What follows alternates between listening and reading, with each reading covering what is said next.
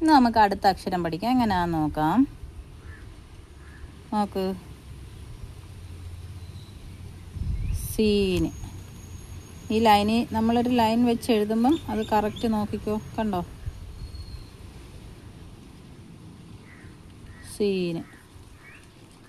സീനിന് ഫത്തഹ ഇടുമ്പം സ, കിസർ ഇടുമ്പോൾ സി. എന്തോ സ സി. ഇനി നമുക്ക് ഇവിടെ ഒരു സീൻ എഴുതാം.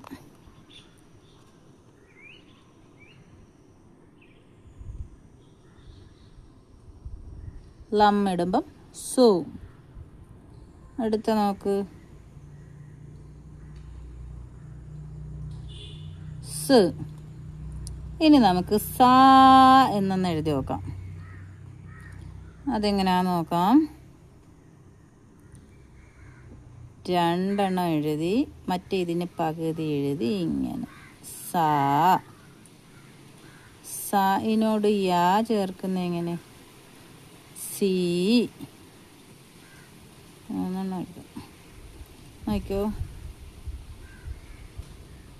മൂന്നാമത്തെ ദീർഘം ഇങ്ങനെ ചുരുക്കി എഴുതും, സി.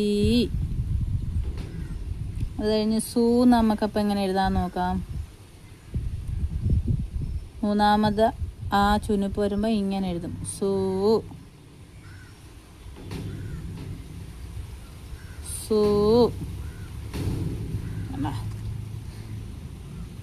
നമ്മൾ വേറൊരു അക്ഷരത്തിനോട് ഇപ്പം മീം, അതിൻ്റെ കൂടെ സ എഴുതുന്നത് എങ്ങനെയാന്ന് നോക്ക്. ഉണ്ടോ? മീമിൻ്റെ പകുതിയിൽ ചേർത്ത് എഴുതും.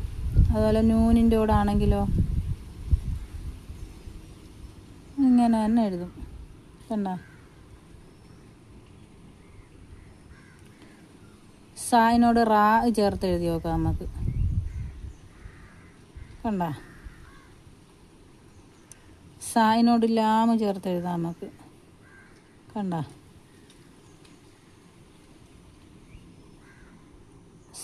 സായിനോട് ഐന് ചേർത്ത് എഴുതാം നമുക്ക്.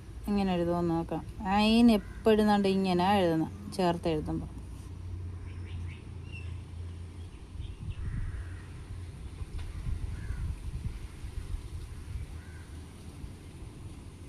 ഹായ് ആണെങ്കിൽ ഇങ്ങനെ എഴുതും.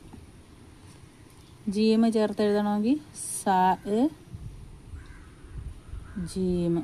കണ്ടോ?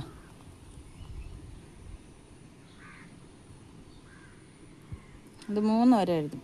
സോറി,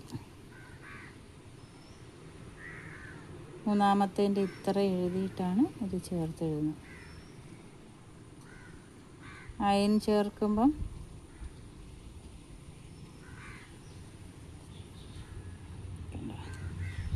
ഇനി കാഫാണെങ്കിലോ സീന് കാഫ്. കണ്ടോ? സായിനോട് ദാല് ചേർത്ത് നമ്മളെങ്ങനെ എഴുതുമെന്ന് നോക്കാം. കണ്ടോ? സീൻ എഴുതി മൂന്നാമത്തെ നേലോട്ട് എഴുതി ഇങ്ങനെ ദാ. കണ്ടോ? ഇങ്ങനെയാണ് സായിനെ കുറിച്ച് പറയാനുള്ളത്. ഇത്രയും.